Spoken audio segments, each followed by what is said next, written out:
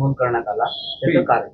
फिर्यादी जो असतो, फिर्यादी आहे 498 कन्सेप्टमध्ये क्लिअर आहे की जिथे फिर्यादी असते तिथे ते त्यांना FIR दाखल करण्याचं ज्युरिडिक्शन आहे. कारण का तो हा कंटिन्युअस प्रोसेस आहे. हा जो ट्रॉमा आहे तिला मेंटल क्रुएल्टी झाले कंटिन्युअस प्रोसेस आहे, ही अजूनपर्यंत त्याच्यावर आहे. त्याच्यामुळे हे जे ज्युरिडिक्शन आहे ठाणे, तिथे ते कायदेशीर ते ज्युरिडिक्शन आहे FIR रजिस्टर करायला.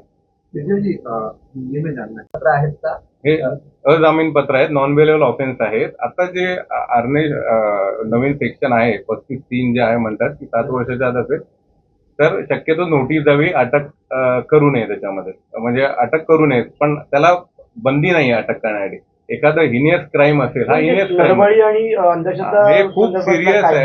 हे गंभीर, याच्यामध्ये गंभीर स्टेटमेंट आहे आणि अशा काही जे तपास ह्याच्यामध्ये असे तपास ह्याच्यामध्ये पोलीस कस्टडी खूप जरुरी आहे. त्याशिवाय ती लिंक लागणं ज्याच्यात कारण का मल्टिपल बाहेरचे पण आरोपी आहे त्याच्यामध्ये, जे बाबा लोक आहेत ते बाहेरचे आहेत, तर ह्यांना अटक करून लवकरात लवकर एकमेकांशी हे करून इन्व्हेस्टिगेशन होण्यास मदत होईल. काही राजकीय आणखी चेहरे येतात असण्याची शक्यता तुम्हाला नाही, कारण का हे जे आहे फॅमिली मॅटर आहे, ह्याच्यामुळे बाहेरचे राजकीय केलेल्या गोष्टी लपवण्यासाठी इतर काही राजकीय नेत्यांची मदत घेणं किंवा इनडायरेक्ट इन्व्हॉल्वमेंट त्याच्यामध्ये असेल असं तुम्हाला वाटतं? कारण शेवटी माझी खासदार राहिलेली आहे. आता हे जसं ओपन झालंय आता त्याच्यानंतर काय होऊ शकतं ते मी सांगू नाही शकत आता, कुठून प्रयत्न होतील काय होतील ते, पण आमचा प्रयत्न राहील जो आम्हाला हक्क दिलाय संविधान न्याय मिळवण्याचा, आणि तो आम्ही प्रयत्न करत राहू. एक प्रश्न याच्यामध्ये असा पुढे संपूर्ण प्रकरण, आता ही जी तक्रार आहे तर जे विक्टीम आहेत त्याच्यातल्या फिर्यादी आहेत त्यांनी जे माजी खासदार आहेत मुंबईचे सिंधुदुर्गातून जे आलेले त्यांचा मुलगा जे त्यांच्याकडून एक स्थळ आलेलं लग्नासाठी, तर त्याप्रमाणे स्थळ येऊन लग्नाची बोलणी होऊन त्यांचं अरेंज मॅरेज झालं. अरेंज मॅरेज झाल्यावर काही वर्षातच त्यांना ते त्रास द्यायला लागले आणि त्रास दिल्यानंतर त्यांनी मूल होण्यासाठी वेगवेगळ्या बाबांकडे घेऊन गेले. तिथे वेगवेगळे अघोरी कृत्य त्यांच्यासोबत झाली आणि त्या संदर्भात आम्ही आता फिर्याद दाखल केली आहे त्यांच्या विरुद्ध. ताई, नक्की तुमचं म्हणणं काय आहे? जो प्रकार मध्ये दिलेला आहे, नक्की कुठल्या प्रसंगातून तुम्हाला जावं लागलं आणि काय तुमची तक्रार आहे माझी खासदार विनायक राऊत ते विचारलं? सारांश सांगायचं तर प्रत्येक त्यांनी खोटं बोलून आमची फसवणूक करून त्यांनी पूर्ण प्लॅनिंगने आमचं घात केलेला आहे. लग्नानंतर पण त्यांनी आधी सांगितलेल्या सगळ्या गोष्टी वेगळ्या होत्या आणि लग्नानंतरचं पूर्ण चित्रच वेगळं होतं. त्याच्यामुळे प्रत्येक दृष्ट्या आर्थिक, मानसिक, शारीरिक, भावनात्मक छळ असा गीतेश आणि त्याच्या पूर्ण परिवाराकडून करून 7 वर्ष ही सतत माझी छळवणूक करून त्यांनी माझा आणि माझ्या फॅमिलीचा पूर्ण घात केलेला आहे. काही विनायक राऊत यांनी आता तुम्ही बोलण्याआधी प्रतिक्रिया दिली, त्यांचं म्हणणं असं आहे की जर का 2022ला घटना घडली तर 2024ला उघडावं लागलं. दुसरं, आई वडील सोबत होते, मग त्यांना कोणी त्यावेळी तक्रार देण्यापासून थांबवले होते. तिसरं, टेरेस फ्लॅट महिना 2 लाख रुपये आणि 10 कोटी रुपये हे संबंधित तुमच्याकडनं मागितले जात होते आणि दिले नाही म्हणून हे आरोप केले जातात विनायक राऊत म्हणतात. सर्वप्रथम पॉलिटिकल बॅकग्राऊंड असल्यामुळे, एक सबळ फॅमिली असल्यामुळे आणि मला मेनली गीतेश बरोबर चांगला संसार करण्यासाठी म्हणून आम्ही कधीच कुठलीच तक्रार केली नव्हती. या आशेवर सगळं सहन करत गेले की आज ना उद्या परिस्थिती बदलेल आणि सगळे आनंदाने राहू, पण असं काही घडलं नाही. आणि ज्या गोष्टी त्यांनी फ्लॅट, पैसे वगैरे जे काही सांगितलेलं आहे ते नितांत खोटं आहे. कारण त्यांनी जो छळवणूक माझी केलेली आणि प्रत्येक गोष्टीत त्यांनी जे शाब्दिक सुनावणी किंवा मारहाण करून जे त्यांनी माझ्याबरोबर केलेलं आहे ते लपवण्यासाठी आता ते सगळं हे खोटं स्टेटमेंट मीडियासमोर देत आहेत. अघोरी कृत्य म्हटलं महाराष्ट्रामध्ये आणि जादूटोणा बंदी विधेयक आहे, त्याची अंमलबजावणी केली जाते. तर तुम्हाला काय सांग, कशा पद्धतीने अघोरी प्रयोग तुमच्यावरती केले गेले आणि त्यांना किती कठोर शिक्षा झाली? अघोरी कृत्य ॲज इन 2018 मध्ये, म्हणजे डिसेंबर 2017ला लग्न झाल्यापासून सप्टेंबर 2018 पर्यंत आमच्यात काहीही शारीरिक संबंध आले नव्हते.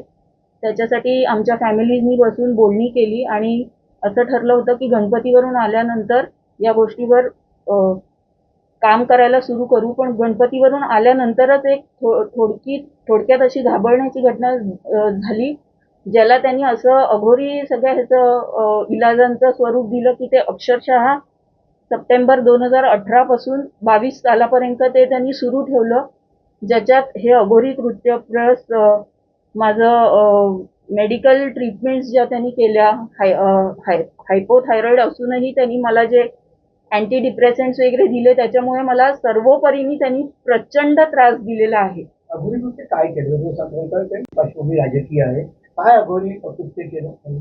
अघोरी कृत्य जसं की वेगवेगळ्या बाबांकडे इलाजासाठी म्हणून घेऊन जायचे, मग ते बाबा त्यांच्या परीने इलाज करत होते. कोण जिवंत कोंबडा अंगावरून उतरवत होता, कोण कणकेच्या भावल्या, तांब्याची तार, मांसाचे तुकडे घेतलेले, माझ्या अंगावरचे न धुतलेले वापरलेले कपडे घेऊन, केसावरचे डोक्यावरचे केस ओढून अशा सगळ्या गोष्टी वापरून उतारे करत होते. कच्चं गोमूत्र किंवा हळद खायला देणे किंवा हे सगळे देवीच्या समोरची ती जी अगरबत्तीची उभी असते ती तीर्थ म्हणून असं एवढं पेला भरून प्यायला देणे, असं सगळे विचित्र प्रकार. म्हणजे फक्त त्यांच्या मुलाचं एक हे की तो शारीरिक संबंध करण्यासाठी असक्षम आहे हे लपवण्यासाठी त्यांनी हे सगळं पूर्ण प्लॅनिंग मी करून माझं आयुष्य बर्बाद केलेलं आहे. किंवा बाबांकडे घेऊन गेले किंवा विनायक राऊत हे स्वतः तिथे उपस्थित होते किंवा असायचे? एका ठिकाणी होते, पण हे जे अघोरी जिथे जिथे आम्ही गेलेलो आहोत ते सगळे कोकण पट्ट्यातले आहेत आणि मूळतः ते सिंधुदुर्ग पट्ट्यातले आहेत आणि त्यांनी जिथे जिथे सांगितलेलं आहे तिथे तिथे आम्ही सगळीकडे हे इलाज केलेले आहेत. पण अजूनही विनायक राऊत म्हणतात तर पैसे पाहिजे होते, टेरेस फ्लॅट पाहिजे होता, दर महिन्याला 2 लाख पाहिजे होते दर म्हणून महिना केलं. 5 लाख गाडी आणि 12 कोटींची तुम्ही मागणी केली होती आणि ते नाही केलं म्हणून तुम्ही आरोप करता. एवढे वर्ष म्हणून गप्पा बसला होता तुम्ही असं. अच्छा, तर मला असं वाटतं की त्यांनी आणि सगळ्यांनी ज्यांनी मला जवळून पाहिलेलं आहे त्यांनी हा विचार करावा की मी 7 वर्ष तिथे होते, माझ्याकडे बरेच मौके होते जिथे मी त्यांच्याकडनं पैसे उकळू शकत होते किंवा काही त्यांच्या गोष्टींवर माझा हक्क दाखवू शकत होते, पण मी त्याच्यात कधीही नव्हते आणि माझ्या सिंपल अपेक्षा होत्या माझ्या नवऱ्याबरोबर माझा सुखी संसार आणि माझ्या घरच्यांबरोबर आनंदाने नांदणं. ते त्यांनी न देता इतर गोष्टीत मला भरीस पाडून मला वेगवेगळ्या तऱ्हेने छळून माझं अपमानित असं घाणेरडं आयुष्य त्यांनी माझं केलं. त्यामुळे तुम्ही कायदेशीररित्या काय तरतुदी आहे, कशा पद्धतीची कारवाई आता याच्यामध्ये फसवणुकीचा 498 जो जुना 498 म्हणजे नवीन जो 85 आहे तो दाखल केला आहे. 318 सेक्शन जे आहे फसवणुकीचं ते दाखल आहे. प्लस महाराष्ट्र नरबळी जो आहे सेक्शन ब्लॅक मॅजिक ऍक्ट, तर तो त्याच्याप्रमाणे आम्ही सेक्शन 3(2) आणि 3(3) हा सेक्शन आहे. नॉन बेलेबल सेक्शन आहे. त्याच्याप्रमाणे सध्या कळतंय आम्हाला की एकाला अटक पण झालेली आहे. याच्यामध्ये आम्ही पोलिसांकडे मागणी करतो की त्यांना लवकरात लवकर अटक व्हावं. दुसरं आपण जसं सांगितलं की ते काहीतरी बाईट देतात की एवढे 3 वर्ष काय केलं. याचा मोडस ऑपरंडी जो आहे, मुलाची त्यांची क्षमता जी आहे ते त्यांना पहिल्यापासून माहीत होतं. म्हणून ते एका स्थळाकडे गेले जिथे लोअर मिडल क्लास फॅमिली आहे, बिचारी मराठी साधी माणसं आहेत ती, कुठे त्यांना पॉलिटिकल काही संबंध नाही त्यांचा, फायनान्शियली पण कॅपॅसिटी नाही, अशी त्यांनी बरोबर चूज केली. त्यांनी ती मागणी घातली आणि सर्व खोटं त्यांनी सुरुवातीपासून सर्व गोष्टी सांगितल्या. तशीच आमची FIR फसवणूक केली आणि त्यांनी असं बघितलं की ते पुढे जाऊन काही करणार नाहीत आणि त्याच्याप्रमाणे त्यांनी वेळोवेळी अघोरी कृत्य जबरदस्ती त्या बाबांकडे घेऊन गेले. एका इन्सिडेंटमध्ये त्यांनी फ्लॅटवर पण एका बाबाला बोलवलं, जो इकडचा मुंबईचाच आहे, कुठला कुर्ल्याचा आहे. अशा प्रकारे त्यांनी वेगवेगळ्या कृत्या केल्या जेणेकरून ह्यांच्यावर मानसिक दबाव येईल आणि स्वतःमध्येच काहीतरी कमी आहे. ही सायकोलॉजिकल याला हे म्हणतात की एखाद्या माणसाला किंवा एका व्यक्तीला तुमच्यामध्येच कमी आहे, तुमच्यामध्ये कमी, मग तो दुसऱ्याला प्रश्नच विचारत नाही. असं करून सर्व जे भांडं यांचं लपवायचं होतं त्याचा प्रयत्न केला गेला आणि त्याच्यानंतर एवढे दिवस सुद्धा ही शांत राहिली. कारण का ते एवढे पॉवरफुल आहेत तिथे MP आणि आता त्यांचा जो हजबंड आहे तो आता नगरसेवक आहे, मोठ्या पक्षासाठी ते काम करतात. त्याच्यामुळे त्यांना कुठे आवाज भेटला नाही. ते जेव्हा माझ्याकडे आले एका सोर्समुळे तेव्हा मी त्यांना सांगितलं की काही घाबरायचं कारण नाही, कोणी असलं तरी न्यायाच्या पुढे कोणी मोठं नाहीये. त्याच्यामुळे आपल्याला जे आहे त्याच्यानंतर आपण FIR केली. पोलिसांनी चांगल्या प्रकारे त्याच्यात सपोर्ट केला. जे DCP साहेब आहेत प्रशांत कदम साहेबांनी पण आम्हाला आश्वासन दिले की यांच्यावर कारवाई करतील म्हणून. त्याप्रमाणे आता आज रोजी एक अटक पण झाली एका बाबाला, तर ते आज हजर करणार आहेत. आरोपी क्रमांक 2 FIR मध्ये विनायक राऊत आहे, हो, त्यांना अटक करावी त्वरित अशी तुमची मागणी आहे का? 100%. आणि असे जर लोकनेते असतील ज्याचं म्हणजे लिडरशिप मधनं काय आत्ताच खराचं प्रकरण जेवढं मोठं आलं त्यात पॉलिटिशियनची काही नावं सुद्धा आलेली आहेत समोर. मागणी सांगा तुमची, अटक झाली पाहिजे का आमची विनायक राऊत? अटक झाली पाहिजे. याच्यामध्ये हे अटकेतच आहे. अटक झाल्याशिवाय हा जो पुढचा तपास आहे याच्यामध्ये सबळ कारण आहेत अटक होण्यासाठी त्यांना. कोणाला?